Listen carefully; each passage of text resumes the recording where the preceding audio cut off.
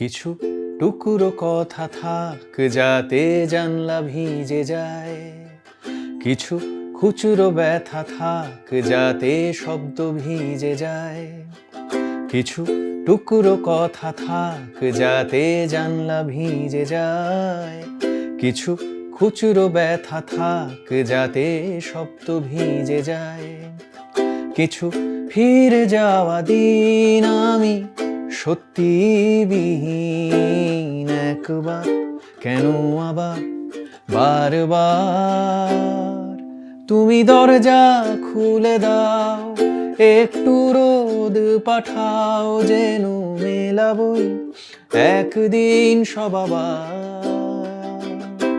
তুমি দরজা খুলে দাও, একটু রোদ পাঠাও, যেন মেলাবই একদিন সব আবার, সব আবার।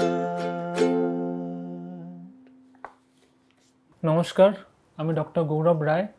আর্টপুরে আজকে পর্বে আমাদের বিশেষ অতিথি সিঙ্গার কম্পোজার রণজয় ভট্টাচার্য। ওনাকে নমস্কার। নমস্কার। প্রথমে আমরা শুরু করি আপনার ছেলেবেলা দিয়ে। ছেলেবেলা থেকে আপনার যে জার্নি বা ছেলেবেলা কী ধরনের গান শোনা বা বড় হয়ে ওঠা কী হবে সেটাতে। আমার ছেলেবেলা পুরোটাই কেটেছে খড়দায়। আমার বর্ন অ্যান্ড ব্রট আপ, আমি জন্মেছি বড় হয়েছি সবটাই খড়দাতে। এবং যেরকম হয় যে বাঙালি মধ্যবিত্ত পরিবার, সেখানে আমার বাবা মা দুজনেই চাকরি করতেন। তো কিন্তু এবার গান বাজনার শোনার একটা মাহল বাড়িতে ছিল, মানে খুবই গান বাজনা শুনতে, ভালো গান বাজনা বাবা মা সবসময় শুনতেন। আমি সকালে ঘুম থেকে উঠে দেখতাম যে বাড়িতে হেমন্ত মুখার্জির গান চলছে, শ্যামল মিত্র চলছে, মান্না দে চলছে, আরতি মুখার্জি চলছে। তো মানে প্রতিদিন ঘুম ভাঙতো আমার এদের গান দিয়ে।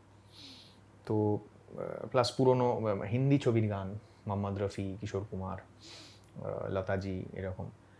তো এগুলো শুনতে শুনতে বড় হয়ে ওঠা আর কি। তো তারপরে ওই গান বাজনাটা কীভাবে রক্তে ঢুকে গেল, মানে সেটা খুব একটা বুঝতে পারিনি আর কি। ছোটোবেলায় মানে আপনার যে রেডিও বা বেতার, তার একটা ভূমিকা নিশ্চয়ই থাকবে, মানে সেই ধরনের বেতার থেকে যে গান আমরা শুনতে পেতাম আর কি, বা রেডিওর যে গানের চর্চা ছিল একদম, বা দূরদর্শনের যে গান, চিত্রহার বা সেই ধরনের অনুষ্ঠানের গানগুলো, সেগুলো নিশ্চয়ই আপনাকে প্রভাবিত করেছে।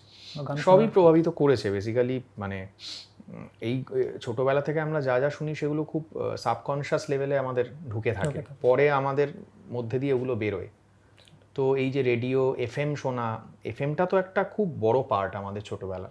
এফএমে বাংলা গান বাজানো হতো, সেই বাংলা গান মানে আধুনিক বাংলা গান, নন ফিল্ম, সেইগুলো শুনে এত শুনতাম, গিলতাম বেসিক্যালি। সেইগুলো শুনে নতুন বাংলা গানের সাথে পরিচিতি হওয়া, প্লাস ক্যাসেট সিডি তো বাড়িতে আসতোই, সেগুলো থেকে পুরনো বাংলা গান, হিন্দি গান, সব মিলেমিশে সবটা ঢুকেছে আর কি। আচ্ছা, এরপর তারপর আপনার স্কুল বা কলেজ, সেখান থেকে গানের জগতে কীভাবে চলে আসে আর কি? স্কুল আমার তো রওরা রামকৃষ্ণ মিশন, এবং স্কুলে যথারীতি গান গাইতাম, কারণ প্রার্থনা সঙ্গীতে একটা ভূমিকা তো থাকে মিশনে। প্রার্থনা সঙ্গীত তো আছেই, প্লাস স্কুলের সমস্ত অনুষ্ঠানে গান গাইতেই হতো। আর স্কুলের বেসিক্যালি আমি তো একদম মানে আমার দিদিকে, আমি যার কাছে গান শিখেছি, শ্রীমতী চন্দনা ভট্টাচার্য, তিনি আমার দিদিকে গান শেখাতে আসতেন। তখন আমার বয়স 5 বছর মতো। তো আমার হারমোনিয়ামে হাতও পৌঁছাতো না আর কি। সেই সময় আমি জোর জবরদস্তি করে আমি মাকে বলি যে, আমি ওনাকে আন্টি বলতাম, তো আন্টি আমাকেও গান শেখাতে হবে, তুমি দিদিকে গান শেখাচ্ছ, আমাকেও শেখাতে হবে। এইভাবে আমার গান শেখা শুরু। তারপরে ওনার কাছে আমি ইন্ডিয়ান ক্লাসিক্যাল মিউজিক, শাস্ত্রীয় সঙ্গীত এবং নজরুলগীতি শিখি। সেগুলো শিখতে শিখতে তো গানের মধ্যে ঢুকে গেলাম ছোটোবেলা থেকে। এবার তারপর স্কুলে সমস্ত অনুষ্ঠানে আমাকে গান গাইতে হতো, সবসময় স্টেজেই থাকতাম। স্কুল থেকে গান গাইতে আমি এদিক ওদিক বিভিন্ন জায়গায় যেতাম। আমরা দেওঘর গেছি, মালদা গেছি, হ্যাঁ অনেক জায়গায় গেছি। তো সেগুলো চলছে, প্যারালালি পড়াশোনাও চলছে। পড়াশোনার পাশাপাশি গান চলছে। খেলাধুলা প্রচণ্ড, আমি খেলা পাগল ছিলাম, সারাদিন ক্রিকেট খেলতাম। গানের রেয়াজের চেয়ে খেলা অনেক বেশি আমার মন ছিল খেলায়। গানে জোর জবরদস্তি করে বকাঝকা করে বসাতে হতো আর কি রেয়াজে। তো এবার ওই খেলাধুলা করতে করতে স্কুল চলতে থাকলো, পড়াশোনাও চলতে থাকলো। তার মধ্যে করে মাধ্যমিকে আনফর্চুনেটলি রেজাল্ট ভালো হলো। তো সবাই ভাবলো যে আরও বেশি প্রচুর পড়াশোনা করব বা করব। লোকে পড়াশোনার দিকে আমার থেকে প্রচুর এক্সপেকটেশন বেড়ে গেল। তারপর 11-12 হলো, তারপরে গ্র্যাজুয়েশন আমি নরেন্দ্রপুর রামকৃষ্ণ মিশনে ভর্তি হলাম স্ট্যাটিস্টিক্স ডিপার্টমেন্ট। সেটা খুবই কঠিন একটা সাবজেক্ট, কিন্তু এখন আমার মনে হয় যে কী করে আমি স্ট্যাটিস্টিক্স নিয়ে পড়াশুনো করেছিলাম। অঙ্কে খুব ভালো ছিলেন? না, একেবারেই অঙ্কে কিছু ভালো ছিলাম না। আমার বন্ধু বান্ধবরা তারা সব এক একজন মহিরুহ আর কি, অঙ্ক এইসব সায়েন্সে আর কি, অঙ্ক, ফিজিক্স, কেমিস্ট্রি। এখন ভালো বললে হাসি পায় আর কি। যাই হোক, নাম্বার ভালো হয়েছিল এসব করে। কিন্তু নরেন্দ্রপুরে পড়াকালীন চূড়ান্ত ফাঁকিবাজি করেছি, শুধুমাত্র গান বাজনা করেছি আর খেলেছি। তো ওখানে প্রচুর গান বাজনার হোস্টেল লাইফ, কেউ কিছু বলার নেই, যা ইচ্ছা তাই করতাম আর কি। তো ওখানে কলেজে পড়াকালীন আমি আরও ইনক্লাইন্ড হয়ে গেলাম গান বাজনার প্রতি। গান বাজনাটা মনে হলো যে আরও আমি ঢুকে পড়ছি, গান বাজনার সাথে জড়িয়ে যাচ্ছি আর কি। শিক্ষকদের একটা ছিল, সান্নিধ্য পেয়েছিলেন সেই সময়, বা গানের দিকে আপনার কোনো? হ্যাঁ, সেই সময় একটা ঘটনা ঘটলো, সেটা হচ্ছে যে আমি একটা গানের রিয়েলিটি শোয়ে অংশ নেওয়ার চেষ্টা করেছিলাম। সেই সুবাদে আমার সাথে আলাপ হলো হচ্ছে তপন সিনহা, সঙ্গীত পরিচালক। উনি আমাদের ওই শোটার গ্রুমিং করিয়েছিলেন। তখন ওনার সাথে উনি আমায় খুব স্নেহ করতেন, খুব ভালোবাসতেন। তো উনি আমাকে ওনার কাছে আমার মানে রিয়েলিটি শোটা থেকে বেরিয়ে যাওয়ার পরেও আমি ওনার কাছে যাতায়াত শুরু করলাম। ওনার একটা স্টুডিও ছিল খুব নামকরা কলকাতায়, সোপ্রানো স্টুডিও। সেই সোপ্রানো স্টুডিওতে আমি স্যারের কাছে যাতায়াত শুরু করলাম। এবার ওইখানে গিয়ে আমার একটা আধুনিক গান বাজনার একটা দরজা খুলে গেল, যে আধুনিক গান বাজনা সম্পর্কে ধারণার একটা দরজা খুলে গেল বলা যায়। কারণ তার আগে আমার পরিবারে কেউ তো গান বাজনা প্রফেশনালি কোনোদিন করেনি, তো কেউ জানেই না যে কিভাবে গান বাজনা হয়, কিভাবে গান বাজনা রেকর্ডিং হয়, প্রফেশনাল গান বাজনার জগৎটা এক্স্যাক্টলি কি, সেইটা আমার ওনার কাছে গিয়ে কিন্তু ওই শেখা এবং দেখা, জানা, এবং আরও ইন্টারেস্ট গ্রো করলো। ওখান থেকে আমি স্টুডিওতে বসে আছি, শ্রীকান্তদা গান গাইতে আসছেন, নচিদা গান গাইতে আসছেন, রূপঙ্করদা আসছেন, আমি এদের রেকর্ডিং দেখছি, এদের জন্য গান তৈরি হচ্ছে সেগুলো দেখছি। যেহেতু স্যার খুব ভালো একজন কম্পোজার ছিলেন, মানে আছেন এখনও, মানে অসাধারণ কম্পোজার উনি, ওনার তৈরি গান সবাই গাইতে আসছেন। তখন আমি শুধু স্টুডিওতে বসে ওগুলো দেখতাম, শুধু বসে থাকতাম চুপচাপ, গান তৈরির প্রসেসটা দেখতাম আর কি। সেখান থেকে আমার অদ্ভুত একটা মানে আরও inclination towards making the music. ছোটোবেলা থেকেই আমার গান তো গাইতামই, কিন্তু গান তৈরির দিকে আমার ঝোঁকটা খুব বেশি ছিল। তো ওইখানে গিয়ে আরও ওইটা গেড়ে বসলো আর কি বলা যায়। এরপর কি মানে একদম কলেজ থেকে গানের? এরপর আমি তো এইটা বলছি, আমি নরেন্দ্রপুরে তখন আমি স্ট্যাটিস্টিক্স অনার্স পড়ি আর কি, মানে গ্র্যাজুয়েশন পড়ি। তারপরে আমি রাজাবাজার সায়েন্স কলেজে কম্পিউটার সায়েন্স নিয়ে পড়েছিলাম। এইবার ওইটার পরে আমার ওখান থেকে ক্যাম্পাসিংয়ে আমি কর্পোরেট চাকরি পেয়ে যাই। এবার চাকরি করতে আমি ব্যাঙ্গালোর চলে যাই। ব্যাঙ্গালোরে গিয়ে রিয়েলাইজ করি যে গান বাজনা একেবারে বন্ধ হয়ে যাচ্ছে। তারপর আমার কলকাতায় পোস্টিং হয়ে যায়, তো কলকাতাতেও ফিরে আসি, কিন্তু গান বাজনাটা খুবই মানে একেবারে পেছনে চলে গেছিলো। ওই জগৎটার সঙ্গে আমি মানাতে পারছিলাম না। তখন আমার আস্তে আস্তে একটা টাইমে গিয়ে আমার মনে হয় না, এবার একটা ডিসিশন নেওয়া উচিত। এবং হঠাৎ করেই একদিন আমি ওই ডিসিশনটা নিয়ে আমি জাস্ট মানে চাকরিটা ছেড়ে দিই এবং পুরোপুরি গান বাজনা করবো বলে ডিসাইড করি। তার পরবর্তী ধাপ মানে পরবর্তী অধ্যায় মানে গানের শুরু? তার পরবর্তী অধ্যায় মানে আমি এই চাকরিটা ছাড়ার পরে আমি কলকাতায় 6-7 মাস ছিলাম। চেষ্টা করেছি বিভিন্ন লোকের সাথে যোগাযোগ করার, কিন্তু সেরকম চেনা পরিচিতি কেউ ছিল না। মানে খুবই অনেকের কাছেই রিচ আউট করার চেষ্টা করেছি, কিন্তু সেরকম কিছু হয়নি আর কি বেসিক্যালি। তো তখন আমি ভাবলাম যে মানে আমি শুরুই করতে পারছি না, কিছুই করে উঠতে পারছি না কলকাতায়। তো এবার তখন আমি ভাবলাম আমাকে শুরু যদি করতে হয় তাহলে আমাকে এই শহরটায় থাকলে হবে না, আমাকে বম্বে যেতে হবে। তো আমি সোজা চলে গেলাম বম্বেতে। ওই কলকাতায় 6-7 মাস থাকার পরে আমি ডিরেক্ট বম্বে চলে গেলাম। বম্বেতেও আমার কিছু নেই, মানে কাউকে চিনি না, কিছুই না, কিন্তু জানি না, এটা মানে একটা লিপ অফ ফেথ বলতে পারো সেটা, যে বম্বেতে গিয়ে কিছু একটা করার স্বপ্ন নিয়ে আমি বম্বেতে চলে গেলাম। তো বম্বে থেকে আমার প্রফেশনাল মিউজিক্যাল কেরিয়ার যদি শুরু বলা হয়, সেটা কিন্তু বম্বে থেকেই আমার। ওখানে কি অনুরাগ বসুর সঙ্গে পরিচয় কি ওই সময় না? না, ওখানে অনুরাগ বসুর সঙ্গে পরিচয় 1 বছর পরে। আমি বম্বেতে 2014-এ গেছি। 2015-এ আমার অনুরাগদার সাথে আলাপ। সেটাও একটা অদ্ভুত, মানে গল্প আছে। সেটা আমার এক বন্ধু আমাকে বলল যে আমি তখন আন্ধেরিতে থাকতাম, ও বললো তুই মালাডে চলে আয়, তুই একটা বড় ভালো কাজ পেতে পারিস। আমি সাথে সাথে সব কিছু ছেড়ে ছুড়ে দিয়ে চলে গেলাম। গিয়ে দেখলাম ও অনুরাগ বাসুর অফিসের নিচে দাঁড়িয়ে আছে এবং ও বললো যে আমি অনুরাগদাকে জয়েন করেছি অ্যাজ অ্যান এডি। তো দাদা is looking for some composer যে ইন্ডিয়ান ক্লাসিক্যাল ওয়েস্টার্ন ক্লাসিক্যাল দুটোই জানে, তো দুটোতেই কমফোর্টেবল, তো আমি তোর নাম রেফার করেছি, ও আমায় বললো। তো আমি বললাম আচ্ছা। আমার যেহেতু আমি পিয়ানো শিখেছি, ওয়েস্টার্ন ক্লাসিক্যাল শিখেছি, তো আমার একটু ধারণা ছিল ওয়েস্টার্ন ক্লাসিক্যাল মিউজিক সম্পর্কে। আমি পিয়ানো শিখেছি শ্রী শঙ্কর চ্যাটার্জির কাছে, উনি একজন দুর্দান্ত পিয়ানিস্ট। এবার আমাকে যখন অনুরাগদা ডাকলেন, ওনার সাথে সামনাসামনি কথা হলো, ওনার ওয়াইফ তানিদি, ওদের সাথে আমার খুব ভালো একটা বন্ডিং তৈরি হলো। আমার গান শুনে ওনারা খুব প্রশংসা করলেন। তারপর বললেন যে তোমাকে একটা এপিসোড দিচ্ছি, একটা পাইলট এপিসোড বলা হয়, যে ছোটো একটা 10 মিনিটের, সেটার ওপর তুমি কিছু করেছে, যদি আমাদের সেটা ভালো লাগে তাহলে আমরা সেটা নিয়ে এগোবো। তারপর ওনারা জানালেন যে ওনাদের খুবই ভালো লেগেছে এবং তারপর আমার অনুরাগদার সাথে কাজ হলো স্টোরিজ বাই রবীন্দ্রনাথ টেগোর, যেটা এখন নেটফ্লিক্সে আছে। এর পরের কাজ মানে সেটা কি বাংলা সিনেমা নাকি ইন্ডিপেন্ডেন্ট কোনো? সেটা একটা টেলিভিশন সিরিজ ছিল, সেটা পরে নেটফ্লিক্সে গেছে। ওখানে দুজন কম্পোজার ছিল, আরেকজন ছিল আর তার সাথে আমি ছিলাম। এরপরে আমি তো বম্বেতে তখন ওই প্রচুর অ্যাডভার্টাইজমেন্ট করছি, টিভিসি করছি, করছি, টেলিভিশনের টাইটেল ট্র্যাকও করেছি। তারপরে প্রীতমদার জ্যাম 8 বলে একটা ছিল কোম্পানি, ওই জ্যাম 8-এর আন্ডারে আমি কিছু কাজ করেছি, বেশ কিছু কাজ করেছি। সেগুলো চলতে চলতে আমার শিলাদিত্যদার সাথে আলাপ হয়, সোয়েটারের পরিচালক। ওই শিলাদিত্যদার সাথে আলাপের হওয়ার দিন থেকেই একটা খুব ভালো র্যাপো তৈরি হয়ে যায় এবং তারপর আমাদের নিয়মিত বসা এবং গান বাজনা, জ্যামিং এসব হতে থাকে আর কি। তারপরে একদিন আমাকে শিলদা বলল, মানে আমি শিলদা বলি, শিলদা বলল যে আমি একটা সিনেমা বাংলায় পিচ করছি, ওটার নাম ছিল তখন উল্কাটা। তো উল্কাটাটা পিচ করছি, আমি জানি না হবে কিনা, হতে পারে ছবিটা, তো তোকে বলবো আমি। তারপর সোয়েটার হ্যাপেন্ড। আচ্ছা, তারপর প্রেমে পড়া বাউনের হাত ধরে ফিল্মফেয়ার পুরস্কার। হ্যাঁ, দুটো টোটাল প্রেমে পড়া 12 জন 3টে ফিল্মফেয়ার পাওয়া হয়েছিল, মানে একটা লগ্নজিতা পেয়েছিল বেস্ট সিঙ্গার, লিরিক্সের জন্য, লিরিক্স আর কম্পোজার।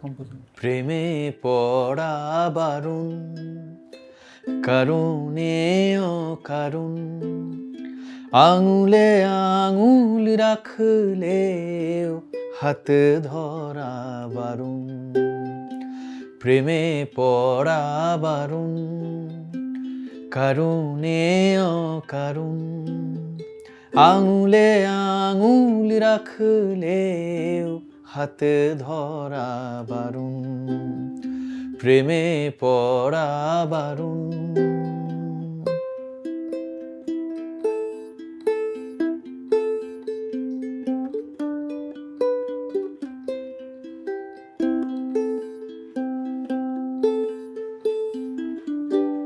তোমায় যত গল্প বলার ছিল, তোমায় যত গল্প বলার ছিল,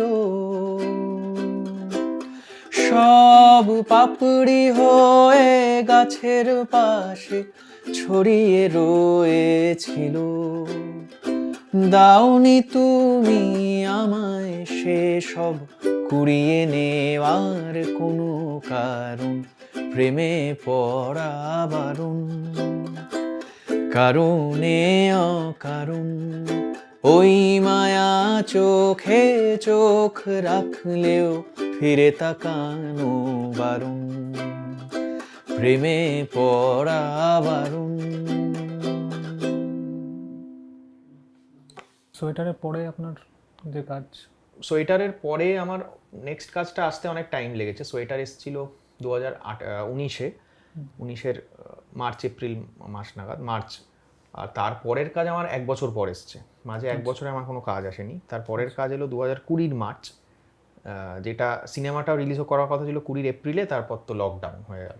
হ্যাঁ, তো কিন্তু জাস্ট লকডাউন অ্যানাউন্সমেন্টের আগের সপ্তাহেই আমার হৃৎপিণ্ড অ্যালবামটা রিলিজ করে, মন কেমনের জন্মদিন। গানটা ওখান থেকে ভাইরাল হয়ে যায়।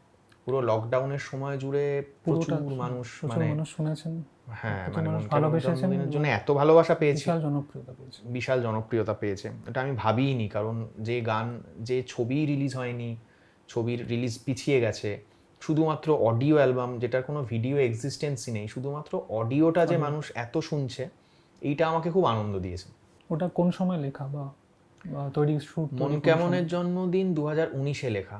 আচ্ছা, মন কেমনের জন্মদিন গান বেসিক্যালি, তৈরি কোনো গল্প আছে এটার পিছনে? মন কেমনের জন্মদিনের গল্পটা মজার। প্রেমে পড়া বারণ যখন খুব জনপ্রিয় হলো, সেই সময় আমাকে মেঘলা একটা মেসেজ করে যে আমি এরকম গান গাই, আমি মানে একটা সারেগামাপা থেকে করেছি, গান গেয়েছি ওখানে, তো আমি খুব ভালো লেগেছে তোমার প্রেমে পড়া বারণ। তো আমি ওই জোনে ওরকম ধরনের একটা ভালো কোয়ালিটির আমার গান চাই আমার একটা সিঙ্গেলের জন্য। ওটা একটা মেঘলার সিঙ্গেলের জন্য বানিয়েছিলাম গানটা। তারপরে আমি গানটা শিলাদিত্যদাকে এমনিই শোনাই, তো শিলাদিত্যদা গানটাকে হাইজ্যাক করে নেয়, বলে যে না না এত ভালো গান তুই কেন একটা সিঙ্গেলের পেছনে দিবি, মেঘলাই গাইবে, এটা আমি আমার ছবিতে ইউজ করবো, নেক্সট ছবিতে একদম সুন্দর এই গানটা ব্লেন্ড হয়ে যাচ্ছে। তো তারপর এইভাবে মেঘলার এই মন কেমনের জন্মদিন গানটা অ্যালবাম থেকে বা সিঙ্গেল থেকে সিনেমায় ঢুকে যায়, এবং ওটার কম্পেনসেশন হিসাবে আমি মেঘলাকে একটা অন্য গান বানিয়ে দিই তার সিঙ্গেলের জন্য। আচ্ছা, বাংলায় আমাদের মানে শিল্প বা শিল্পী যারা আছেন, মানে শুধুমাত্র শিল্প করে আর কি, মানে প্রফেশন হিসাবে নিয়ে বা প্রফেশনাল মিউজিক হিসাবে প্রফেশন করে আর কি, সেটা নিয়ে সার্ভাইভ করার ইয়েটা কতটা কঠিন বা চ্যালেঞ্জিং? কঠিন চ্যালেঞ্জিং তো বটেই, কারণ হচ্ছে যে এটা তো একটা এক নম্বর অনিশ্চিত প্রফেশন। এই প্রফেশনটা বা এই পেশাটা অনিশ্চিত পেশা। এই কারণে বললাম এই পেশাটার কোনো স্ট্রাকচার নেই সেরকমভাবে যে এইটা করলে তুমি এত টাকা রোজগার করতে পারবে, এইটা করলে তুমি যেরকম অন্যান্য জবের ক্ষেত্রে যেটা হয়, যে অন্যান্য চাকরি বাকরির ক্ষেত্রে সিকিউরড একটা ব্যাপার, সিকিউরিটি থাকে যে আমি যাই করি মাস গেলে আমি একটা টাকা পাবো, স্যালারি যেটা। তো আমার তো এই প্রফেশনটাতে, গান বাজনা বা যে কোনো ক্রিয়েটিভ প্রফেশনে বা ফ্রিল্যান্সিংয়ের যে পেশা, সেইগুলোতে তো ওইটা হয় না ওরমভাবে। তোমার কাজের ওপর নির্ভর করে তোমার রোজগার, তো ওইটা তো ডেফিনেটলি চ্যালেঞ্জিং। ওই জায়গা থেকে যে একটা জায়গা তৈরি করা এবং সেই জায়গাটাকে মেনটেন করা, তৈরি তো হয়ে যায় হয়তো, তৈরি হতে অনেক টাইম লাগে, কিন্তু ওই যে তৈরি হয়ে যাওয়া জায়গাটাকে বজায় রাখাটা কিন্তু আর একটা বড় চ্যালেঞ্জ। তো সেইটা সত্যি চ্যালেঞ্জিং তো বটেই, ডেফিনেটলি একটা লড়াই এটা। আর শিক্ষিত গায়কের প্রয়োজনীয়তা কতটা, এবং অনেকেই এআই মাধ্যমে বা অটোটিউন করে গায়ক হওয়ার চেষ্টা করছেন? না, এআই আর অটোটিউন দুটো আলাদা জিনিস, এটা আগে জানতে হবে। এআই তো এই হাল আমলে এসছে এখন, অটোটিউনটা বহু বছর ধরে ব্যবহার করা হয়ে আসছে। অটোটিউন জাস্ট একটা প্লাগইন, মানে ওটা সম্পর্কে মানুষের অতটা ধারণা নেই, কিন্তু ওটা জাস্ট একটা প্লাগইন যেটা ভয়েসটাকে ফাইন টিউন করতে সাহায্য করে। এবার ওটার সাহায্যে গান গাওয়াটা সেটা তারাই করে যারা একেবারেই সিঙ্গার নয়, কিন্তু আদারওয়াইজ অটোটিউন ব্যবহার করতে কোনো দোষ নেই। সেটা গানের বেটারমেন্টের জন্য হয় এবং সেটা সব ক্ষেত্রেই ব্যবহার করা হয়, সেটার সায়েন্টিফিক কারণ আছে, সেটার মধ্যে আমি ঢুকছি না। আর এআই তো ডেফিনেটলি এআই দিয়ে এখন কি হচ্ছে যে অনেক কিছু সহজে অনেক কিছু করা যাচ্ছে, যেটা আজ থেকে মানে 10-15 বছর 5 বছর আগেও ভাবা যেত না, সেরকম জিনিসপত্র সহজে তৈরি করে ফেলা যাচ্ছে। এবার কি হচ্ছে যে মানুষের যে শেখার ইচ্ছা বা শেখার যে প্রয়োজনীয়তা, তাগিদটা, ওইটা তো আস্তে আস্তে হারিয়ে যাবে, কারণ যদি মানুষ কিছু না শিখেই করে ফেলতে পারে সহজে, তাহলে তো মানে সেই শেখার প্রয়োজনীয়তাটাও থাকবে না। এবার সেইটা কতটা এআই এর অনেক ভালো দিক আছে, মানে আমি তো নিজে এআইকে অনেক আমার ভালো কাজে ব্যবহার করি আর কি, হ্যাঁ, কিন্তু এবার যে কোনো ভালো দিকেরই খারাপ দিকগুলো মানুষ অনেক বেশি ব্যবহার করতে থাকে বা করে, সেইটার খারাপ দিকগুলো ব্যবহার করে মানুষ খারাপটার সুবিধা নিচ্ছে, যারা ভালোর সুবিধা নিতে চাইছে তারা ভালোটার সুবিধা নিচ্ছে। এই আর গান এখন মানে শোনার চেয়ে অনেকটা দেখা ভিত্তিক হয়ে গেছে, তো সেই ব্যাপারে আপনার কি মতামত? কোন দিকটা দেখা ভিত্তিক? মানে অফকোর্স গানের প্রেজেন্টেশন বদলেছে। আজ থেকে 50-60 বছর আগে লতা মঙ্গেশকর বা কিশোর কুমার যে ধরনের পোশাক পরে গান গাইতেন, আজকের দিনে 2025-এ দাঁড়িয়ে সেই ধরনের পোশাক পরে আমরা কেউই গান গাই না বা কেউই গান গায় না, পুরো জিনিস পৃথিবীটাই বদলে গেছে। তো এটা তো যুগের সাথে বদলাবেই পুরো জিনিসটা, কিন্তু হ্যাঁ মানে প্রেজেন্টেশনের এবার কোথায় গানের অরিজিনাল এসেন্সটাকে বজায় রেখে সেটা করা হচ্ছে, নাকি গানটাকে কম প্রায়োরিটি দিয়ে বাকিটা বেশি প্রায়োরিটি পাচ্ছে, সেইটা একটা সাবজেক্টিভ ব্যাপার। সেইটা যদি বেশি হয়ে যায় গানটাকে ছাড়িয়ে, সেটা তো একেবারেই কাম্য নয় কখনোই। এখন যে রিসেন্ট একটা ট্রেন্ড শুরু হয়েছে যে এআইয়ের মাধ্যমে বিভিন্ন মানে গায়কের, মোহাম্মদ রফি বলুন বা কিশোর কুমারের মাধ্যমে এখনকার যে গানগুলো সেটাকে চেঞ্জ করে তাদের ভয়েসে আনা হচ্ছে। তো সেটাকে আপনি কিভাবে দেখেন? সেটাকে আমি একেবারেই একটা ফান এক্সপেরিমেন্ট হিসাবে দেখি, কারণ লোকে ওটা করে মজা পাচ্ছে, ওটার কিন্তু কোনো প্রয়োজনীয়তা নেই। এখন কোনো প্রডিউসার বলবে না যে আমাকে একটা কিশোর কুমারের গলায় গান দাও, বা একজন ডিরেক্টর কখনো চাইবেন না যে একটা মোহাম্মদ রফির গান চাই। কেন চাইবেন? মানে সেটা হবে না বাস্তবে। ওটা লোকে মজার ছলেই করছে, ওইটা মজার জায়গাতেই রয়ে যাবে আমার মনে হয়। আইপিটিএ বা এই গণসঙ্গীত যে ধারাটা ছিল, তারপরে সেই ধারার সাকসেশন হিসাবে কিছু কি অ্যাড অন হচ্ছে, মানে বা পলিটিক্যাল গান বলুন বা এই ধরনের যে জনারটা ছিল, সেখান থেকে নতুন কি আমরা কিছু অ্যাড করতে পারলাম বা পেরেছি? পলিটিক্যাল গান তো ওভাবে তৈরি হয় না যেভাবে সলিল চৌধুরীর সময় একটা গণসঙ্গীত, হ্যাঁ ওই জিনিসটা ছিল। ওই জিনিসটা তো তারপরে খুব একটা তৈরি হয়েছে বলে মনে হয় না। মানে ওই গান কতটা এন্টারটেনমেন্ট পারপাস আর কতটা মানে আর্ট ফর আর্টস থেকে যে বিষয়টা আর কি, মানে শিল্প শুধুমাত্র শিল্পের জন্যই হবে এবং তার সামাজিক দায়িত্ব থাকবে কি থাকবে না সেটা একটা ব্যাপার। তো শিল্পীর একজন সামাজিক দায়িত্ব নিশ্চয়ই থাকা উচিত, আপনার কি মনে হয়? ডেফিনেটলি থাকে, সামাজিক দায়িত্ব থাকে, কিন্তু শুধুই সামাজিক দায়িত্বই থাকতে হবে এটা আমি মনে করি না। মানে শিল্পীর একটা এন্টারটেনমেন্টেরও তো জায়গা আছে, যেহেতু আমরা সবাই এন্টারটেনমেন্ট ইন্ডাস্ট্রির সঙ্গে জড়িত। মানুষ কিন্তু যে মানুষটা ধরো সকাল 10টায় অফিস যাচ্ছে, সে রাত 9টায় ফিরছে কি 8টায় ফিরছে, রাত শোয়ার সময় 10টার সময় কি 11টার সময় যখনই সে ঘুমাতে যাচ্ছে একটা গান শুনছে, সেখানে সে নট নেসেসারি সেটা এক্সপেক্ট করছে যে একটা বিরাট ভারী আমার কাছে বার্তা আসুক, সমাজ বদলে দেব, পৃথিবীটাকে বদলে দিতে হবে। সে কিন্তু অনেক সময় একটা জাস্ট ফিল গুড কিছু চাইছে, যেটা শুনে সে মানসিকভাবে শান্ত হবে, ভালো লাগবে তার, সেটা শুনতে শুনতে আইদার ঘুমিয়ে পড়বে বা কিছুক্ষণ গান শুনবে। সেটা প্রেমের গান হতে পারে, সেটা দুঃখের গান হতে পারে, হ্যাঁ, শুনে পরের দিন আবার সে অফিস যাবে। এবার দুটোরই প্রয়োজন। অনেক সময় সমসাময়িক যা কিছু ইস্যুস বা যা চলছে গোটা পৃথিবীতে, সেগুলো নিয়ে কথা বলার দায় শিল্পীরা বরাবরই বলে এসছে, এবং সেগুলো শিল্পে এসে পড়ে। কারণ আলটিমেটলি শিল্প তো মানে সময়ের প্রতিফলন। হ্যাঁ, তো আমি 2025-এ যে গান বানাচ্ছি বা যে কথা লিখছি, সেটা কিন্তু 2025-এর সময়েরই প্রতিফলন। আমি 2025-এ দাঁড়িয়ে আমি 1960 সালের মতো কথা বা 1960 সালের মতো সুর হবে না। তখনকার কথা, তখনকার সুর, তখনকার মতো। আজকের দিনের কথা, আজকের সময়ের মতো। তো সবটাই রিলেটেড, সময়ের সাথে তো অফকোর্স রিলেটেড, ডেফিনেটলি। কিছু যারা শ্রোতা আছেন তারা বলেন যে একটা সময় যে বাংলার স্বর্ণযুগ ছিল গানের, সেটা নাকি পরে আর আসেনি। তারা কি সত্যি গান শুনছেন এখন? যারা এই কথাটা বলেন তারা শুনছে কিনা আমার সন্দেহ আছে। আবার এইটাও তো সত্যি কথা যে এখন কন্টেন্ট এত বেশি, মানুষের কাছে কোয়ালিটি কম্প্রোমাইজের চেয়ে বড় কথা মানুষের কাছে পৌঁছেছেই না কোয়ালিটি জিনিসগুলো। এখন per day on an average মানে অডিও স্ট্রিমিং প্ল্যাটফর্মে প্রতিদিন সারা পৃথিবী জুড়ে 1 লাখের ওপর গান আপলোড হয় পার ডে। এবার তুমি হিসাব করে দেখো যে কন্টেন্টটা কোন জায়গায় পৌঁছাচ্ছে। It's a content explosion. এবার মানুষ কি করে খুঁজবে একটা ভালো কন্টেন্ট? সেইটা খুঁজে পাওয়ার জন্য এইসব নানা রকম অ্যালগোরিদম ইত্যাদি তৈরি হয়েছে। সেই অ্যালগোরিদমটা এমনভাবে তৈরি করা হচ্ছে যাতে মানুষের ফিডে ওটা আসে।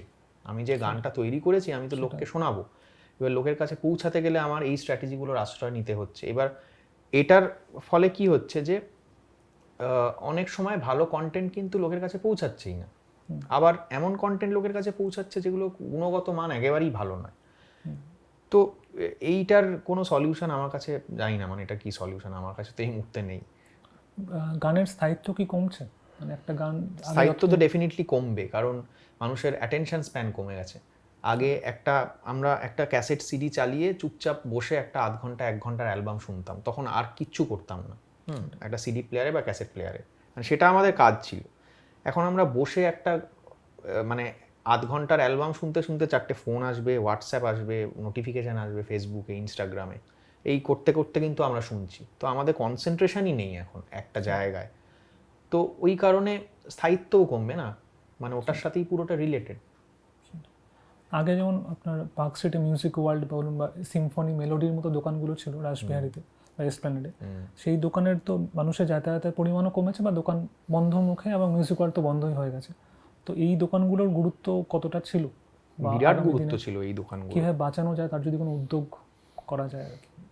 এই ফরম্যাটটাই তো নেই, মানে এই দোকানগুলোতে আমরা গিয়ে, আমার মনে আছে যে মিউজিক ওয়ার্ল্ডে গিয়ে আমি অনেক সময় ক্যাসেট সিডি তো কিনতামই, কিন্তু না কিনে অনেক সময় আমি জাস্ট ওই হেডফোন লাগানো থাকতো ওই রোটার সাথে, ওই র্যাকটা থেকে একটা কিছু ক্যাসেট বা সিডি নিয়ে আমি হেডফোন লাগিয়ে আমি শুনছি, মানে যেরকম মানুষ বই পড়ে দোকানে গিয়ে, তো ওই রকম।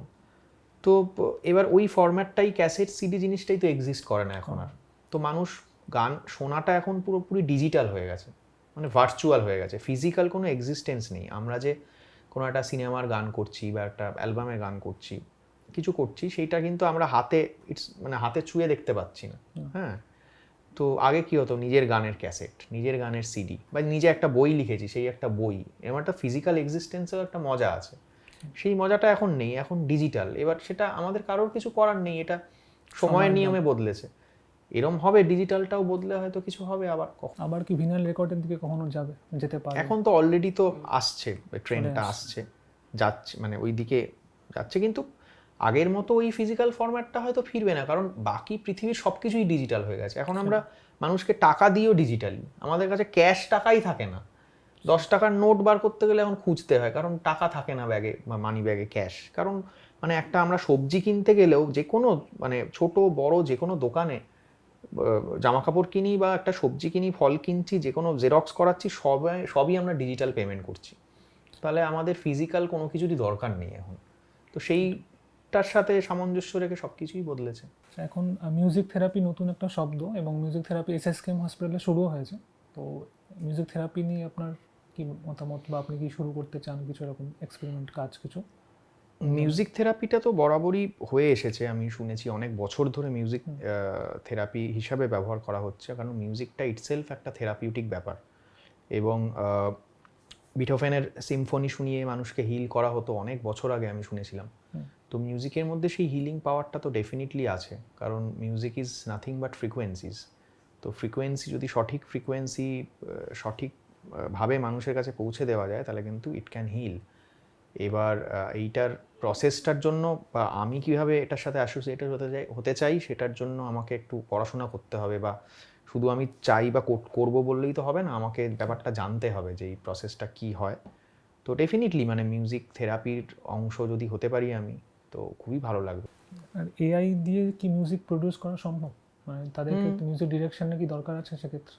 প্রডিউস তো করা হচ্ছে এখন এআই দিয়ে, কিন্তু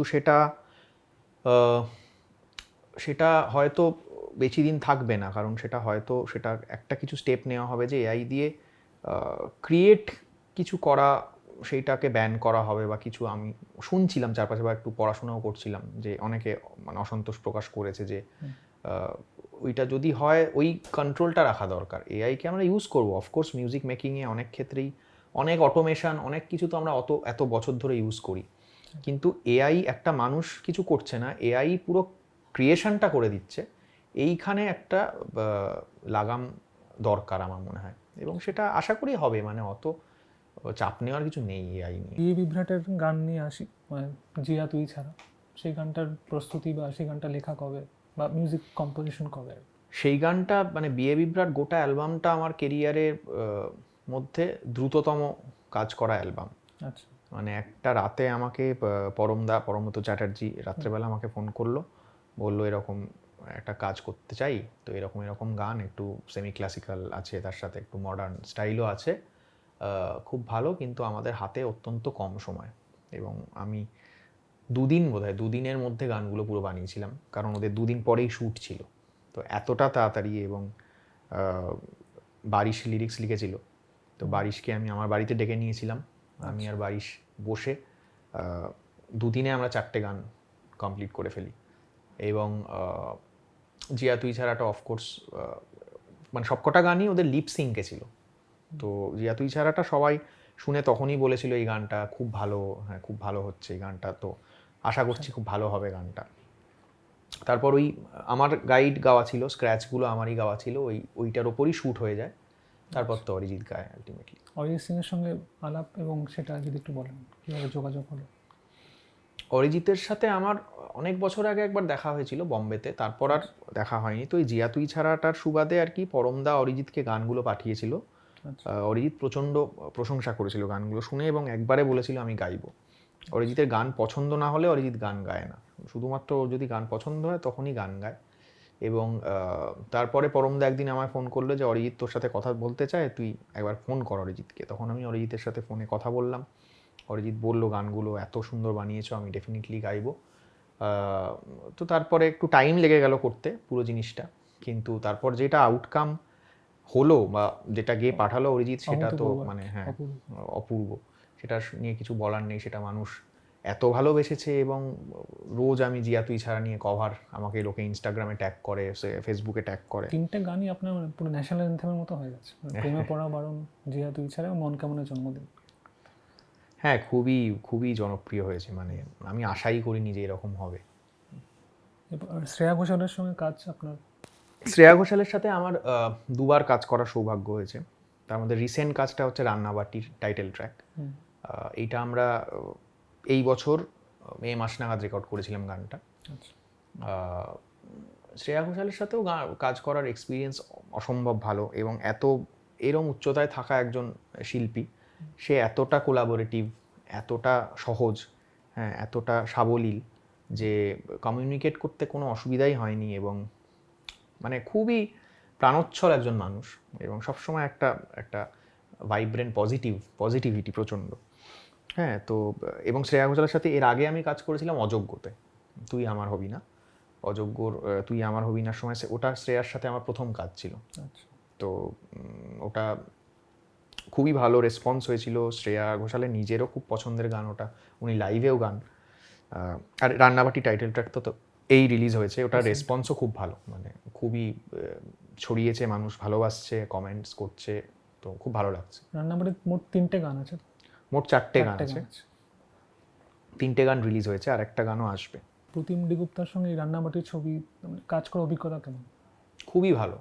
প্রতিমদার সাথে কাজ করা অনেক দিন ধরেই আমি প্ল্যান করছিলাম বা ম্যানিফেস্ট করেছিলাম যে ওই মাছের ঝোলের সময় থেকে আমার খুব ফেভারিট ফিল্ম, যে এই ভদ্রলোকের সাথে কখনো যদি কাজ হয় খুব ভালো লাগবে। তো প্রতিমদাই আমাকে যোগাযোগ করে এবং যোগাযোগ করে বলে, তখন আমি খুবই আনন্দ পাই যে যার সাথে কাজ করতে আমি চাইছিলাম তার সাথেই কাজ হচ্ছে।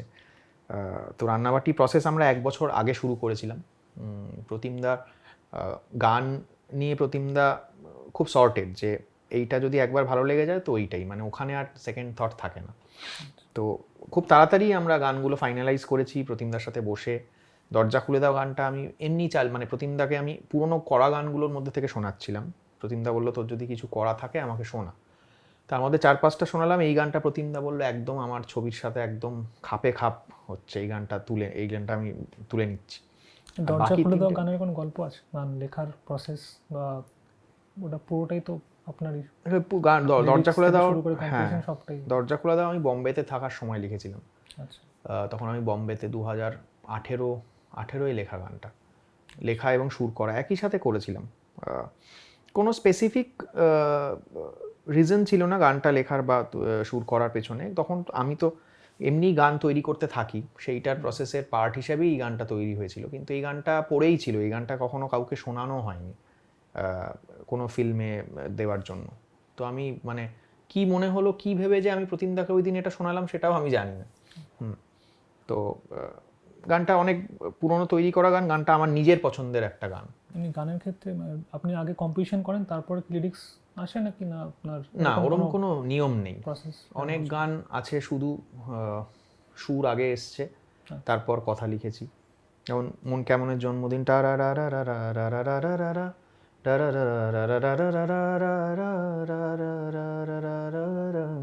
এটা কিন্তু আমার সুরটা আগে করা ছিল, জাস্ট একটা পিয়ানো বাজিয়ে। এবার লিরিক্সটা এর ওপর লেখা। আবার প্রেমে পড়া বারণটা উল্টো, মানে প্রেমে পড়া বারণটা আমি গাড়িতে বসেই প্রেমে পড়া বারণ লাইনগুলো লিখে ফেলেছিলাম। লিখে আমি তখন একটা সুর করেছিলাম যেটা বেশ বাজে ছিল, সেই সুরটা আমি ডিসকার্ড করে দিই, করে পরে আমি সুরটা নতুন করে করি। তো প্রেমে পড়া বারণটা কথা আগে লেখা, এরকম মানে দুটোই চলতে থাকে। এরকম কোনো অনেক সময় কথা সুর একসাথে তো আসতে থাকে আর কি। কলকাতা চলন্তিকার ক্ষেত্রে সেই অ্যালবামের কম্পোজিশন নিয়ে? কলকাতা চলন্তিকার অ্যালবামটা আমার নিজের পার্সোনালি পছন্দের অ্যালবাম, কারণ ওখানে যে দুটো গান আমার আমার ছিল, গীতবিতানের দিব্যি আর কলকাতা চলন্তিকা টাইটেল ট্র্যাক, দুটোই আমার খুব ফেভারিট গান। এবং গীতবিতানের দিব্যিটা পাভেলের লেখা, ও আমাকে লেখাটা আগে দিয়েছিল, লেখার ওপর আমি সুর করেছিলাম। আর কলকাতা চলন্তিকার সুরটা আমি আগে করেছিলাম, তারপর বারিশকে ডেকে বারিশের সাথে বসে আমরা লিরিক্সটা কমপ্লিট করি। তো কিন্তু খুব মানে স্যাটিসফাইং একটা কাজ আমার। গীতবিতানের দিব্যির তো রিসেপশন খুব ভালো, মানে প্রচুর মানুষ, প্রচুর রিল হয়েছে গানটা নিয়ে, প্রচুর মানুষ আমাকে গাইতে বলে গানটা। আমার ধারণার থাকে না যে এতজন মানুষ এই গানটা শুনেছেন আর কি। বাইরে আপনি তো পারফরমেন্স করেন বিভিন্ন শোয়ের মাধ্যমে, তো সেখানে বাঙালি বা বিদেশের বাঙালির জনপ্রিয়তা, মানে বাঙালি শ্রোতা কীভাবে দেখেন বা তাদের রেসপন্স কেমন কি থাকে আপনাদের? তাদের রেসপন্স তো খুবই ভালো, মানে তারা বাংলা গান নিয়ে খুব প্যাশনেট। মানে কারণ ওদের ওখানে তো বাংলা জিনিস, মানে আমরা যেমন অ্যাম্পল অ্যামাউন্ট অফ শুনতে পাই, দেখতে পাই চাইলেই, ওদের ওখানে একটু সীমিত পুরো ব্যাপারটা। তার ফলে ভ্যালুটা বেশি এবং তাদের প্যাশনটাও খুব বেশি বাংলা কালচার নিয়ে, বাংলা গান, বাংলা ছবি সব কিছু নিয়ে তাদের কিন্তু খুব এক্সাইটমেন্ট আছে। এরপরে সোনু নিগমের সঙ্গে আপনার কাজ বা কোলাবোরেশন, সেটা? সোনু নিগমের সাথে কোলাবোরেশনটা দুর্দান্ত ছিল এবং সোনু নিগম আমার চাইল্ডহুড হিরো, আমাদের সময়কার। ওনার গান মানে পাগলের মতো গিলতাম। তো ওনার সাথে কাজ করার যখন সুযোগ এলো এবং উনি যখন স্টুডিওতে ঢুকলেন, ওনার একটা অরা আছে, হ্যাঁ, অদ্ভুত একটা দুর্দান্ত একটা অরা, অদ্ভুত একটা এনার্জি। এবং কিন্তু তবুও মানে ওটা বলবো যে সোনু নিগম এত বড় আর্টিস্ট হওয়ার পরেও আমাকে বলছেন, এটা তুমি আমাকে বলো যে কিভাবে এটার থ্রোটা হবে বা কিভাবে উচ্চারণ হবে। উচ্চারণগুলো আমি লেখালাম, বাংলা উচ্চারণ উনি একদম ফোনেটিক্যালি লিখে নিলেন এবং খুবই কোলাবোরেটিভ। মানে আমি যে কোনো বড় আর্টিস্টের, যত বড় আর্টিস্টের সাথেই কাজ করেছি, মনে হয়েছে যে তারা প্রত্যেকে প্রচণ্ড কোলাবোরেটিভ। তাই জন্যই তারা আজকে ওই জায়গায় বিচরণ করছেন। যে আমি তো একজন তাদের তুলনায় অনেক জুনিয়র একজন কম্পোজার, কিন্তু সেই জায়গাটা কখনো বুঝতে না দেওয়া যে আমরা এতটা সিনিয়র, তুমি নতুন বা তুমি জুনিয়র। একটা খুবই কোলাবোরেটিভ সুন্দর প্রসেসে একটা হেলদি আদান প্রদানের জায়গা থেকে এনারা কাজ করেন, সেটা আলটিমেটলি গানটাকে অনেক উপরে নিয়ে যায়। ভালো মানুষ এবং ভালো শিল্পীর যে একটা কথা আমরা শুনছি বা শুনতে পাই, ভালো শিল্পী বা ভালো মানুষ এর দুটো রিলেটেড নয়। মানে ভালো মানুষ, একজন ভালো শিল্পীকে ভালো মানুষ হতে হবে এর কোনো দায় নেই বা এটা হয়ও না। মানে ভালো মানুষ না, প্রচুর ভালো শিল্পী দেখেছি আমি অত্যন্ত খারাপ মানুষ। তো সুতরাং এই দুটোর কোনো যোগাযোগ আছে বলে আমার মনে হয় না। আমি যদি সেই শিল্পটা নিয়ে কনসার্ন থাকি, আমি শুধু সৎ থাকাটা জরুরি আর কি, সেটা তো আলাদা, সেটা তার ব্যাপার যে সে শিল্পের সাথে সৎ থাকছে কি অসৎ থাকছে, এটা আমরা বাইরে থেকে বুঝতে পারবো না। কিন্তু আমি বলছি, আমি যদি একজন মানুষের গান পছন্দ করি, তাহলে আমি শুধু, এটা আমার মতামত, যে আমি শুধু তার গানটাই শুনি, তার বাকি সে পার্সোনাল লাইফে কি করছে না করছে আমার কাছে কিছু আসেই যায় না। আমি ওইরকম একজন শিল্পীকে তো আমরা মানে সেলিব্রিটি হিসেবে যেটা আমরা দেখি আর কি, তাদের কিছু কিছু আচরণ তো আমরা অনেক সময় ফলো করি বা তাদের কথাগুলো আমাদের প্রভাব ফেলে আর কি, যখন সোশ্যাল মিডিয়ায় বলুন বা এমনি পাবলিক অ্যাডভার্টাইজমেন্ট বলুন, সব জায়গাতেই। তো সেখান থেকে কিছু ইনকালকেট করার একটা প্রবণতা নতুন প্রজন্মের থাকে বা থেকে যায় আর কি। তো সেখান থেকে বলার ক্ষেত্রে বা বিজ্ঞাপনের ক্ষেত্রে কতটা সচেতন হওয়াটা জরুরি? দেখুন, সচেতন তো হওয়ার অবশ্যই জরুরি, কিন্তু ব্যাপারটা হচ্ছে সচেতন না হলে কারোর কিছু করার নেই। মানে এটা ধরে বেঁধে করানো যায় না যে একজন ভালো শিল্পীকে ভালো মানুষ হতেই হবে। হলে তো নাথিং লাইক ইট, মানে সেটা খুবই ভালো, কারণ ওনাকে অনেকে ফলো করছেন। এবার না হলে, মানে না হওয়াটাই আমি বেশি দেখি আর কি। তো তার ফলে আমার মনে হয়েছে যে এই দুটো, আমরা ছোটোবেলায় মনে হতো যে ইনি এরকম গান বা ইনি এরকম লেভেলের স্পোর্টস পার্সন, বা আমাদের যারা আইডল, বা আমরা অনেককে এরকম আইডলাইজ করি ছোটোবেলা থেকে, কিন্তু তাদের অনেক কিছু জিনিসপত্র জানতে পেরে খুব ডিজার্টেন্ড হতাম একটা সময়, ছোট ছিলাম যখন। আস্তে আস্তে যত বড় হলাম তখন বুঝলাম যে দুটোকে আলাদা রাখাই শ্রেয়। আপনার এই মানে ভক্তিগীতি বা যেহেতু মিশনের কথা উঠলো আর কি, ভক্তিগীতি বা ভজনের ক্ষেত্রে কোনো ইচ্ছা কি আছে পরবর্তীকালে? হ্যাঁ, ইচ্ছা তো আছেই। মিশনে থাকাকালীন আমি প্রচুর ভালো ভালো গান শিখেছিলাম, মিশনের গান যেগুলো আর কি। এত সুন্দর সুর, এত সুন্দর, নিরঞ্জন ভব বা ভবসাগর তারণ, হ্যাঁ হ্যাঁ হ্যাঁ, সেগুলো খণ্ডনবাবু বন্ধন তো আমি বম্বেতে একটা টেলিভিশন সিরিয়ালে পেছনে ব্যাকগ্রাউন্ডে লাগিয়ে দিয়েছিলাম, এবং তারা শুনে, বম্বের লোকজন শুনে ওরা বলছে যে এরকম গান আমরা জীবনে কোনোদিন শুনিনি। মানে একটা রামকৃষ্ণ নিয়ে এপিসোড হয়েছিল, সেটার পেছনে আমি খণ্ডনবাবু বন্ধন ইউজ করে দিয়েছিলাম। তো সেটা শুনে ওরা এত ফ্যাসিনেটেড হয়ে গেছে। তো এই এই গানগুলোর অদ্ভুত একটা শক্তি আছে, এই গানগুলো এতটা পাওয়ারফুল গান যে এই মানে শান্তি এবং নিবিড় একটা ভীষণ ব্যাপার। হ্যাঁ, খণ্ডনবাবু বন্ধন তো তুমি রাত্রেবেলা একা একা শুনলে ওটা মানে তোমার চোখে জল আসবে। সেটা তো এগুলো নিয়ে কাজ করার তো ইচ্ছা আছে, দেখা যাক কবে কিভাবে কি হয়। নতুন যারা গান শিখতে আসছে, নতুন শিক্ষার্থী আর কি, তাদের জন্য কোনো মানে অ্যাডভাইস বা সাজেশন?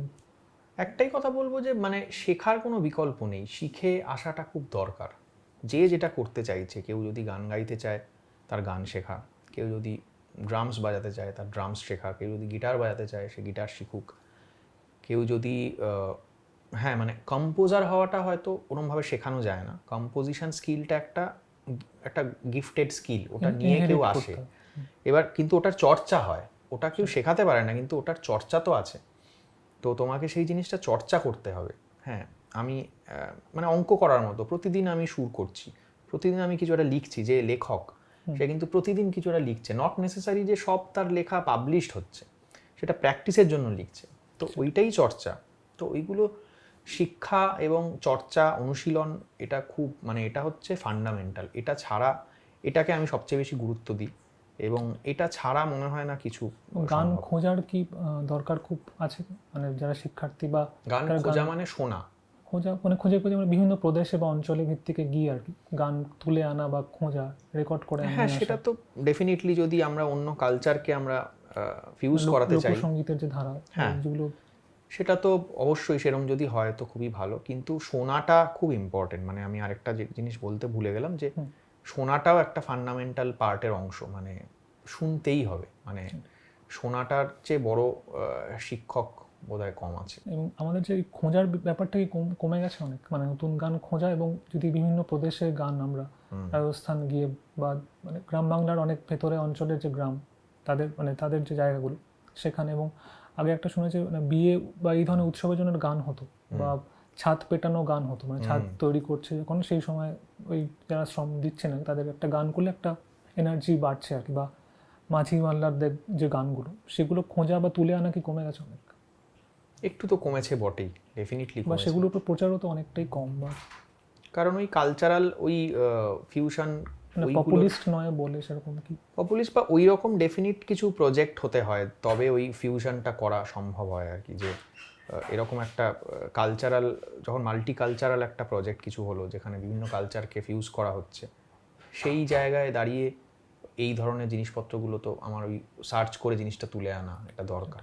গানের কি কোনো মানে মিউজিয়াম করা যেতে পারে ভবিষ্যতে? মানে বিভিন্ন ধরনের গান আমরা যদি একটা কোথাও সিডি আকারে বা কোনো কিছু ফরম্যাটে রেখে দিই, হলে তো খুবই ভালো। মানে আগের থেকে গানের যে চর্চা চলছে এবং এখন যেগুলো আসছে, সেটা একটা যদি ইয়ে থাকে আর কি, কোনো আর্কাইভ যদি করা থাকে, খুবই ভালো হলে তো খুবই ভালো। এরকম আপনার এই ইন্ডিপেন্ডেন্ট গানের দিকে আসে এবার, মানে ইন্ডিপেন্ডেন্ট গান এবং ফিল্ম দুটোর ক্ষেত্রে কোনটা এগিয়ে রাখবেন? যদিও প্রচার সিনেমাটিক বা গানের অনেকটা বেশি হয়, ইন্ডিপেন্ডেন্ট গানের কমে, কিন্তু ইন্ডিপেন্ডেন্ট গানেও অনেক ভালো গান আছে যেগুলো আমরা হয়তো শুনতে কম পাই। দুটো তো আলাদা ক্ষেত্র, ইন্ডিপেন্ডেন্ট ডিপেন্ডেন্ট ওরকম কিছু নয়। মানে বেসিক্যালি আমি একটা গান যেটা ফিল্মের জন্য বানাচ্ছি, অথবা আমি একটা গান নন ফিল্ম পারপাসে বানাচ্ছি। এবার সেইটা অনেক ক্ষেত্রে কী হয়, ফিল্মের যে প্রমোশন বা যে বাজেট থাকে, ফিল্মের প্যাকেজিং সব কিছুর সাথে গানটাও তার মধ্যে ইনক্লুডেড। তো ওই প্রমোশনে গানটারও প্রমোশন হয়। কিন্তু ইন্ডিপেন্ডেন্টলি কিছু করা বা নন ফিল্ম মিউজিক যেটা নিজে আমি করছি ইনিশিয়েটিভ নিয়ে, সেটাতে কি হয় যে অনেক সময় প্রমোট করার বাজেট থাকে না, বা আমাকে পুরো নিজের পকেট থেকে খরচা করে সেটা করতে হচ্ছে। তার ফলে অনেক সীমাবদ্ধতা থাকে। কিন্তু আবার যে ক্ষেত্রে সীমাবদ্ধতা থাকে না, সেটা হচ্ছে যে আমি কি ধরনের গান করব, কি করব, সেটাতে কি অ্যারেঞ্জমেন্ট করব, কি কথা থাকবে, কি সুর হবে, এখানে তো আমার কোনো বাঁধন নেই। এখানে সত্যি আমি ইন্ডিপেন্ডেন্ট। হ্যাঁ, সেইটায় আবার ফিল্মে একটা স্ট্রাকচারের মধ্যে কাজ করতে হয়, যেটা একটা সিচুয়েশনের ওপর একটা যেই সিচুয়েশনটা আমায় দেওয়া হবে সেই সিচুয়েশনের ওপর বেস করে আমাকে একটা কিছু তৈরি করা, সেটাও একটা স্কিল, সেটা কিন্তু খুব কঠিন একটা স্কিল, যেটা মানে সেটা করাটা খুবই অতটা সহজ নয়। আপনার ইন্ডিপেন্ডেন্ট প্রজেক্টগুলো নিয়ে একটা আলোচনা করি। যমজ ব্যথার আমার খুব নিজের পছন্দের গান, তো সেটা নিয়ে একটু যদি বলেন গল্প বা কীভাবে আপনার। যমজ ব্যথারা শ্যুটটা করা 2019-এ। আচ্ছা শ্যুটটা আমি করেছিলাম একটা অন্য কাজের জন্য, সেই কাজটা হয়নি। একটা অন্য লেখার ওপর শ্যুট করেছিলাম, সেই কাজটা হয়নি, শ্যুটটা রয়ে গেছে। এবার তখন তারপরে যমজ ব্যথাটা শ্যুটটা আমার নিজের ভালো লেগেছিল বলে আমি তমগ্নকে বললাম তুই এটার ওপর কিছু একটা লেখ। তো তমগ্ন লিখলো, অপূর্ব লিখেছে, দুর্দান্ত কিছু লাইন আছে যমজ ব্যথারায়। এবং সেইটার পর গানটা এত ভালো তৈরি হলো, তারপর আমরা গানটা ইন্ডিপেন্ডেন্টলি রিলিজ করব বলে ডিসাইড করি এবং 2020-তে আমরা ওই গানটা রিলিজ করি একটা মিউজিক ভিডিও শ্যুট করে। তো এবং নয় নয় করে অনেক মানুষই শুনেছে গানটা এবং মানুষ গাইতে বলেও টুকটাক, এটা ভালো লাগে। আর কোনো প্রজেক্ট বা আগে হয়েছে বা পরে আসছে? ইন্ডিপেন্ডেন্ট প্রজেক্ট তো আমি আগে করেছি, মানে তার আগে আমার প্রথম ইন্ডিপেন্ডেন্ট গান যেটা আমি প্রপারলি রিলিজ করি সেটা হচ্ছে শহরের গান, 2017-এ করেছিলাম। 2018-এ করেছিলাম বসন্তরা আসে, 2019-এ করলাম ফিরবি চল, পুজোর গান ওটা একটা, 2020-তে করলাম যমজ ব্যথারা। করতে থাকি, মানে চেষ্টা তো করি যে ছবির কাজের পাশাপাশি ইন্ডিপেন্ডেন্ট কাজগুলো করে যাওয়ার। অনেক সময় সময়ের অভাবে করে উঠতে পারি না, কিন্তু ইচ্ছা তো থাকে খুবই করার। রাইটার্স ব্লগ যেমন আমরা শুনেছি, মিউজিশিয়ানস ব্লগ হয় না? ব্লগ তো হয়ই, ব্লগ ডেফিনেটলি হয়। সেখান থেকে কীভাবে ফিরে আসা? সেটা কোনো ফর্মুলা নেই, মানে কখনো কখনো সারা দিন বসেও কিছু হচ্ছে না, কখনো কখনো কিছু সুর 1 মিনিটে হয়ে যায়, এটার কোনো ফর্মুলা নেই, এটা একটা ফেজ। ওই ফেজটা আমার মনে হয় এটা একটা এনার্জির যে ফ্লো করে না, আমরা তো আলটিমেটলি কিছু তৈরি করছি, মানে আমরা একটা এনার্জিকে ধরছি ওই সময়, সেই এনার্জিটা আমাদের কাছে আশেপাশে ঘুরছে, আমরা ওটাকে ধরছি। ওই সময় আমাদের আশেপাশে ওই এনার্জিটা ফ্লো করছে না, তার ফলে আমরা চাইলেও ধরতে পারছি না। একটা টার্মিনোলজি যেগুলো আমরা শুনি আর কি, মিউজিক কম্পোজিশন বা মিউজিক কম্পোজার, মিউজিক অ্যারেঞ্জমেন্ট, এইগুলো যদি একটু সহজ করে বুঝিয়ে দেন। আচ্ছা, কম্পোজার বলতে যেটা বোঝানো হয় যে আমাদের দেশে কম্পোজার বলতে, বিদেশে আবার অন্য ধারণা। যেমন বিথোফেন, মোৎসার্ট, এরা কম্পোজার। এরা তাদের গান, তাদের কম্পোজিশনগুলো, তাদের মিউজিকটা কিন্তু পুরো রিটেন ফরম্যাটে তারা লিখে গেছেন উইথ দ্য অ্যারেঞ্জমেন্টস। আমাদের দেশে কম্পোজার বলতে যেটা বোঝানো হয় যে গানে মেনলি যে সুর করে, ঠিক আছে। কিন্তু আমার কাছে কম্পোজার বলতে আমি প্রেফার করি একটা কমপ্লিটনেস। সেই কম্পোজারদেরই আমি বেশি পছন্দ করি যারা নিজের কম্পোজ করে নিজের গানকে নিজেই অ্যারেঞ্জ করেন। এবার হ্যাঁ, অ্যারেঞ্জমেন্টটা কি, গানের তো সুর হলো, কথা হলো, এবার তার সাথে কি ইনস্ট্রুমেন্ট বাজবে, কিভাবে বাজবে, সেটার সাথে কি পিয়ানো বাজবে, সেটার সাথে ড্রামস বাজবে, কতটা বাজবে, কোথায় বেস গিটার বাজবে, কোথায় ইলেকট্রিক গিটার বাজবে, এই পুরো জিনিসটাকে সাজানোটা হচ্ছে মিউজিক অ্যারেঞ্জমেন্ট, আজকের দিনে যেটাকে বলা হয় মিউজিক প্রোডাকশন। এবার অনেক কম্পোজার আছে যারা নিজেই মিউজিক কম্পোজ করেন, শ্যুটটাও করছেন, তার সাথে পুরো মিউজিক অ্যারেঞ্জমেন্টটা করছেন। আমার ইনক্লিনেশন তাদের দিকে একটু বেশি। হ্যাঁ, তো আমি নিজেও নিজের গানের অ্যারেঞ্জমেন্ট, নিজে মিউজিক প্রোডাকশনটা নিজে করি। আর এরপর থাকে একটা ফেজ যে মিউজিক প্রোডাকশন অ্যারেঞ্জমেন্ট হলো, তারপর হচ্ছে মিক্সিং করা, মানে গানটার ফাইনাল যে মিউজিক অ্যারেঞ্জমেন্টটা হলো ওটাকে আরও ফাইন টিউন করা ইন টার্মস অফ সনিক্যাল ফ্রিকোয়েন্সিস বা সনিক্যাল ব্যালেন্স। তো সেইটা হয়ে একটা গান ফাইনালি মানুষের কাছে পৌঁছায়। তো মিউজিক কম্পোজার হচ্ছে আমাদের দেশের রেসপেক্টে যে গানে সুর করছে, মিউজিক প্রডিউসার বা মিউজিক অ্যারেঞ্জার, যে প্রোগ্রামারও বলা হয়, যে হচ্ছে গানটাকে পুরো সাজাচ্ছে, গানে কি ইনস্ট্রুমেন্ট থাকবে, কি না থাকবে, কতটা থাকবে, কোন মাপে থাকবে, গানটা কীভাবে প্রিলিউড দিয়ে শুরু হবে, গানটার মাঝখানে ইন্টারলুড কী হবে, এই পুরো জিনিসটা যে ডিসাইড করছে, যে সাজাচ্ছে। অফকোর্স কম্পোজারের সুপারভিশনে হয় সেটা, যে কম্পোজার নিজে অ্যারেঞ্জ করেন না তিনি ওটা সুপারভাইজ করা উচিত আইডিয়ালি তার, যে হ্যাঁ এখানে আমার এটা চাই, এখানে আমার ওটা চাই। তারপরে মিউজিক প্রোডাকশনটা হওয়ার পর গানটা মিক্স হয়ে ফাইনালি রিলিজ হয়। আরেকটা প্রশ্ন, মানে যারা পিউরিটান কিছু যারা আছেন, শ্রোতা আছেন, তারা মনে করেন যে রবীন্দ্রসঙ্গীতের উপরে বেশি এক্সপেরিমেন্ট না করাই ভালো, ওটা যেমন আছে স্বরলিপি অনুযায়ী ওরমভাবেই আমাদের গাওয়া উচিত। এই ব্যাপারটা মানে সবসময় কি মানে গ্রামাটিক্যালি বা এই যারা রবীন্দ্রসঙ্গীত করে গেছেন রবীন্দ্রনাথ, সেইভাবেই কি করা উচিত, না অ্যারেঞ্জমেন্ট চেঞ্জ হলে কোনো সমস্যা আছে? অ্যারেঞ্জমেন্ট তো রবীন্দ্রনাথ করে যাননি, রবীন্দ্রনাথের গানের উনি কথা আর সুর লিখে গেছেন। শুনেছি। এবার অ্যারেঞ্জমেন্ট তো একটা ইট ইজ ভেরি সাবজেক্টিভ, আমার একরকম ইন্টারপ্রিটেশন, তোমার একরকম ইন্টারপ্রিটেশন। এবার অ্যারেঞ্জমেন্টটা যে কেউ যা ইচ্ছা করতে পারে, কিন্তু ব্যাপারটা হচ্ছে সেটা কি গানটার সাথে সামঞ্জস্য রেখে বা সাযুজ্য রেখে করা নাকি না করা, গানটার সাথে গানটার এসেন্সটাকে কি সেটা মানে বাড়াচ্ছে নাকি সেটা এসেন্সটাকে বিঘ্ন ঘটাচ্ছে, এইটা হচ্ছে কনসার্ন। এবার অনেক ক্ষেত্রে এক্সপেরিমেন্ট করতে করতে বা অ্যারেঞ্জমেন্ট করতে করতে ওভার প্রডিউসড হয়ে যায় কোনো গান, তখন ওটা গানের এসেন্সটাকে ছাপিয়ে চলে যাচ্ছে। কখনো কখনো এটা খুব সুন্দর কমপ্লিমেন্ট করে, তখন একটা ভালো লাগে। এবার এটা শুধু রবীন্দ্রনাথের গানে বলে নয়, যে কোনো গান মানে এক্সিস্টিং যে কোনো গান, সেটার কভার যখন করা হয় তখন এই জিনিসটা মাথায় রাখা উচিত বলে আমার মনে হয়, যে ওই গানের কম্পোজিশন, সুর এবং কথার এসেন্সটা যেন বজায় থাকে। এবার সেটা রেখে সে যা খুশি করতে পারে, সেটা তো ইনোভেটিভ কিছু করলে ভালোই, কিন্তু মানে আমি বলবো যে এটা করে ওই মানে অত্যধিক অ্যারেঞ্জমেন্ট, ওভার অ্যারেঞ্জ করে বা ওভার প্রডিউস করে আমরা তো নতুন কোনো ভ্যালু অ্যাডিশন করতে পারছি না ওটাতে, সুতরাং ওটার কোনো মানে নেই। আটপৌরেকে নিয়ে যদি কিছু বলেন, আপনার কোনো মেসেজ কিছু থাকে? আটপৌরে খুব ভালো কাজ করছে, সুন্দর পডকাস্ট এবং সুন্দর আলোচনা হলো, মিউজিক্যাল আলোচনা, যেটা আমার খুব ভালো লাগলো। এবং আমি চাই আটপৌরে এরকম আরও ভালো পডকাস্ট করুক এবং আপনাদের সবার কাছে পৌঁছে যাক। আপনারা আটপৌরের ইউটিউব চ্যানেলটাকে সাবস্ক্রাইব করুন, কারণ ভালো ভালো পডকাস্ট আপনারা দেখতে পাবেন। আজকে আমরা এখানেই পর্ব শেষ করছি।